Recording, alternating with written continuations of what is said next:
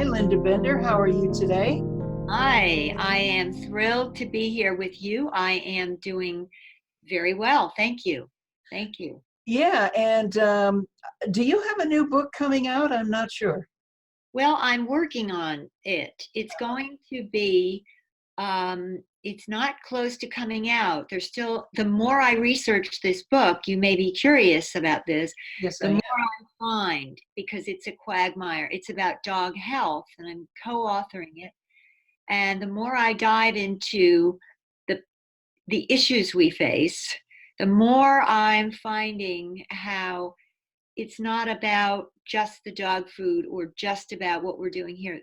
The problems are great and involve all of our misbehavior, everything we're doing wrong, and our dogs just so happen to be the innocent victims. And food is a huge part of that. So I am going to be going into uh, a big story about food.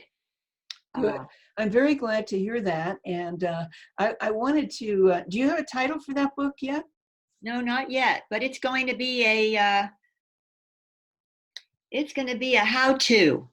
You know, Good. if you love your dog and you want a healthy, happy dog, it's going to be to make that dog happy. But what's great about it, it's going to be not just the dog, but you as well, you as companion. Absolutely. Good for Yeah, you. I can't wait to read it. And meanwhile, I sent you the manuscript for Saving Animals from Ourselves. I love it. Yeah, and I wanted to have a conversation with you about that because Andrew and I are really promoting the book right now. And the first thing I want to ask you, Linda, is how did you become interested in caring for animals? I know that I've been told by some veterinarians that the first thing they ask you when you enter vet school is, why do you choose this instead of healing people? So, what do you say? I like animals better than people. No, no, no. Yeah, I know. I That's relate. actually that is I say cancel that because part of my journey um, to do the work I was really born to do was to not just make it about animals, as I will explain in this book I have coming out in the future, because we have to love ourselves Oh, yeah. before we can love anyone else. And I was with the Sangomas in Africa, and they said, if you want to do the work you're doing, you need to love humans. And I thought I did, but we cannot separate what we do for animals with what we do for ourselves. And that was a big learning for me because I thought I could separate that. But as you well know, and you speak of so beautifully in this new book, we all have to do this together. It's not separate. So, Yeah, and the subtitle of our book, of course, is A Manifesto for Healing the Divine Animal Within. Do you, right. can you say something about what your sense of the divine animal within is? Well, let me quickly go back and tie that into what you asked me about what first made me do what I do and love animals and perhaps not study people medicine. But when I was a young girl and I look back and I really, as so many people have asked me this, I find it difficult to come up with a time when I first connected to animals, when I felt different than animals. I felt very different from humans because the way I was in my home, I wasn't offered things like verbal I love yous and this and that and the other thing, but I found that outside. So my earliest connection was with animals. And as far as sorry, but somebody just had to jump on my lap. Well, hey, the more the merrier, and bless that little being. She was downstairs all by herself. I did not call her, and here she is. She felt your presence. And our conversation. Yes, yes. To be included, she said. Oh, yeah. Um, so we are all animals, and that is, the first part of our human delusion that we think we're not. We are animals. We are animals as much as every other living creature.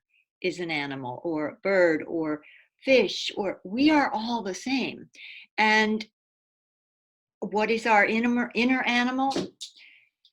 For me, that goes down to the cellular level, because in my earliest experiences out in nature with animals, that's where they took me. And that's where we all intertwine and commingle.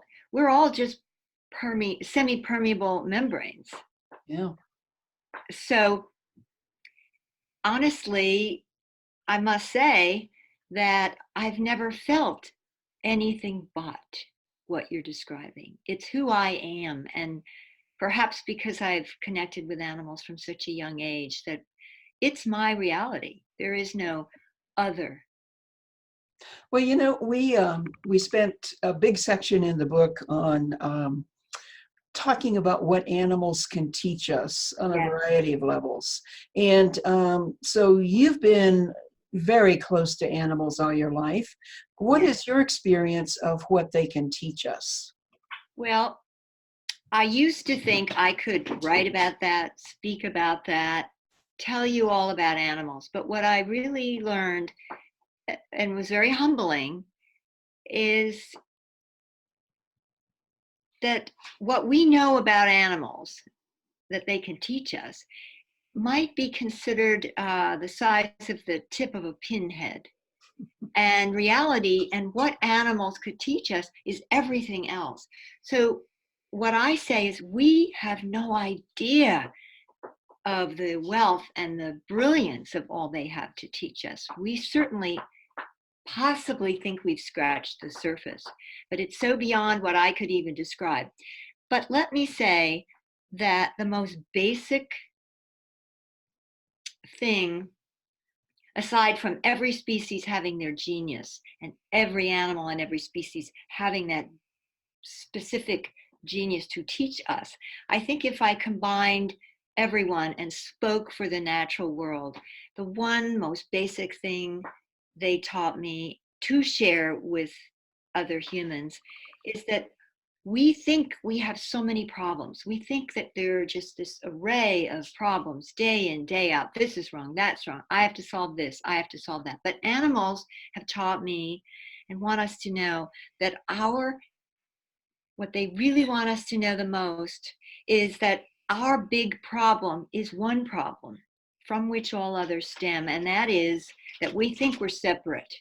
We think we're separate from them. We think we're separate from all other life forms, and we are not. And that is the most basic, and as I can get it, and very quickly I'll add to that, there are two levels other than that. And one is more the physical world, where they want to expand our senses so that we can see, hear, touch, taste, and feel more of what we need to experience to end the problems that we've created. And then also to help us on a spiritual level, that to expand our consciousness. They exist in a consciousness that is more closely aligned with source, universal consciousness, whatever you want to call it. They're there, and they are the perfect conduits to help us along that journey. Well, you're leading right into my next questions. Okay. So we talk about this in the book, and we talk about it on two different levels. One is the scientific level of the science of what we're now finding out about animal abilities. For example, an octopus can see with its skin. Yes. Some animals have abilities far beyond what humans can do physically and cognitively.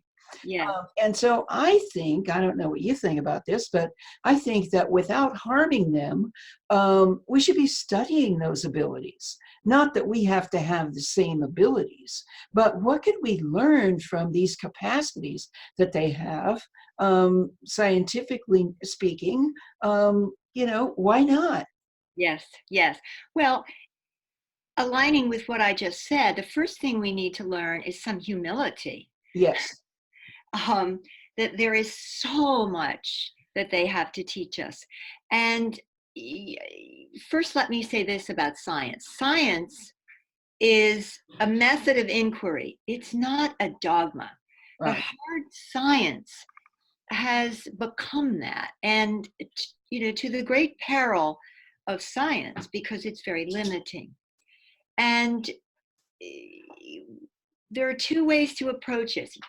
For example, we really do not need a scientific experiment to show us that animals have feelings, that they share the same emotions that we do, that express feelings, desires, pain, joy, sadness. We really only have to have a relationship with an animal. However, materialist scientists still say, not all, but the main thought right now is still, hard science says, no, that's not true. Animals don't feel, they don't care. They're different than us. They're different, yes, but are they less than? No. What this means to me, and I am a science trained person, I love science, but the arrogance of that viewpoint that humans are superior lends itself to this consistent delusion that when we do go into a scientific experiment, there is that bias, that prejudice that keeps us in our belief that animals are less than, rather than, so it's a justification for the pre-existing bias, rather than an illumination of truth. Yeah. And I see so much of that. I mean, if you look at the science that we've already done, and you've described some of it very, very beautifully in your book, there's already data out there, but we still we're like pulling the science, to where we know to be. And there are many things that we can sum up that say this, and this is where scientists get uncomfortable. For example, let's talk about side trailing. If you're familiar with that, side trailing, we've all heard the stories of dogs who know when their owners are coming home, stories of being lost and finding their way home. But side trailing is fascinating, and we've seen it. It's a bit more rare, but we've seen it with dogs. And in those cases, a dog will be perhaps abandoned. Say a family moves and they get in a car and they drive 500 miles, or they get on a plane and they move to a new location not wanting to take their animal, which is hard to believe, but this stuff happens. Yeah. But side trailing is when that dog finds the owner.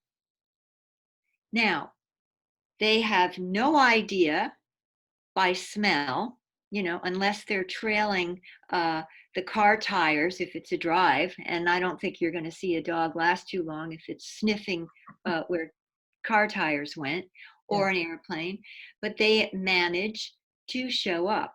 Now, science is not going to explain that, Carolyn. And we can come up with lots of theories, as they've done with simple things like animal migrations and pigeon homing. Science keeps coming up with, oh, it must be this, it must be that. But then it's proved not true. We still can't explain many migrations. We can't explain pigeon homing, and we can't explain things like side trailing. So as much data as we come up with, we still just don't know. And science has a lot of trouble saying, you know what? I can't explain it. Right. So I love this conversation about science. Yet there are scientific things we've done.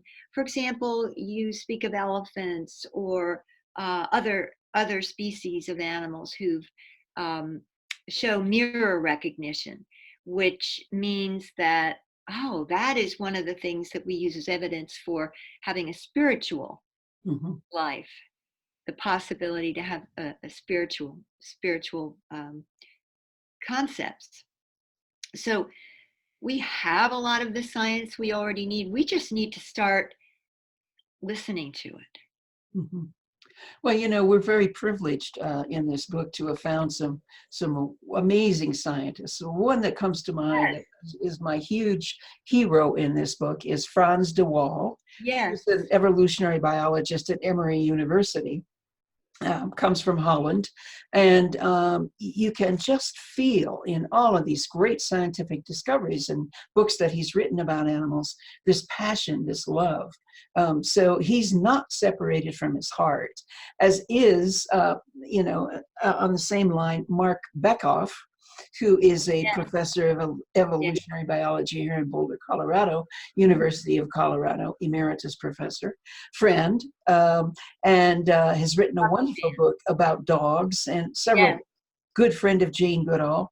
And so these are people who really have not been ashamed to follow their hearts and not been ashamed to have passion about their heart-based research. And I think it comes from, like you said a while ago, relationship.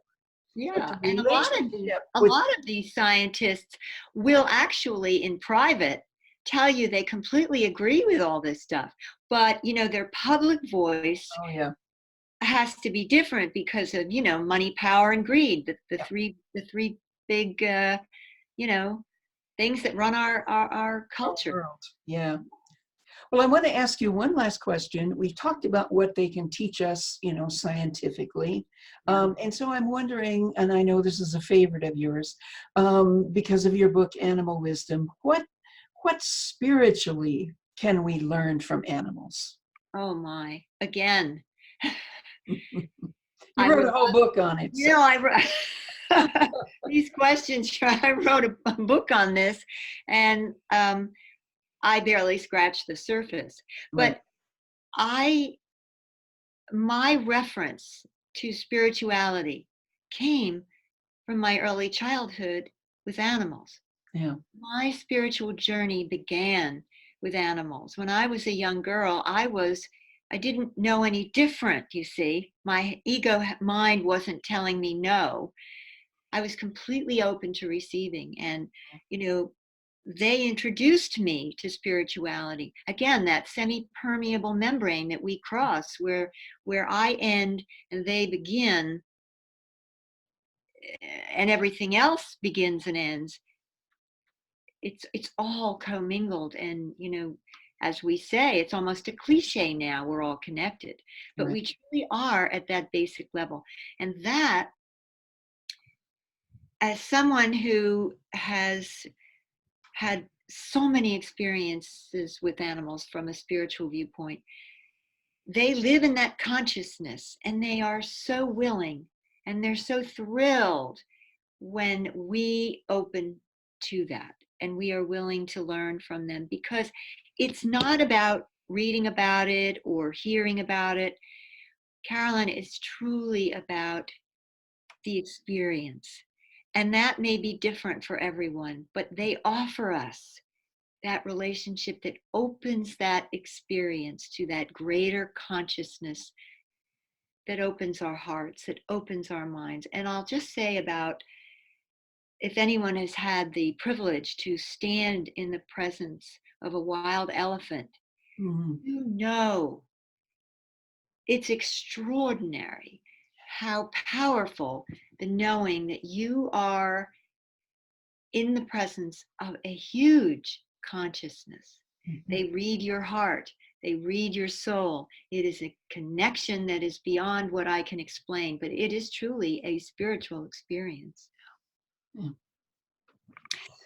Well, thank you so much for that. And I just think that saving animals from ourselves is a wonderful companion on the bookshelf with animal wisdom. Absolutely. And I'm so, so grateful that you put your hearts and your souls into it, because what I do find special about the book, animal, the root word for animal is anima, it means soul. And you put so much soul in that book and you evoke that Mm. in the reader. And that's what it's all about. That's what allows people to enter into the experience. It's beyond just putting more facts in the head, right? and you're offering people an opportunity to really go into that and experience it, and that stays. That's Well, what changes lives. Yeah. thank you so much for those words. And, I really appreciate your support of our work and the work that you're doing. It's just so connected. And I wish you well with this next book. Thank you Thank so you. much for supporting our book. Thank you. We all need to be out there speaking the voice in our heart. Thank you again, Carolyn. Thank you so much, Linda. Have a wonderful day. You too. Bye-bye. Bye-bye.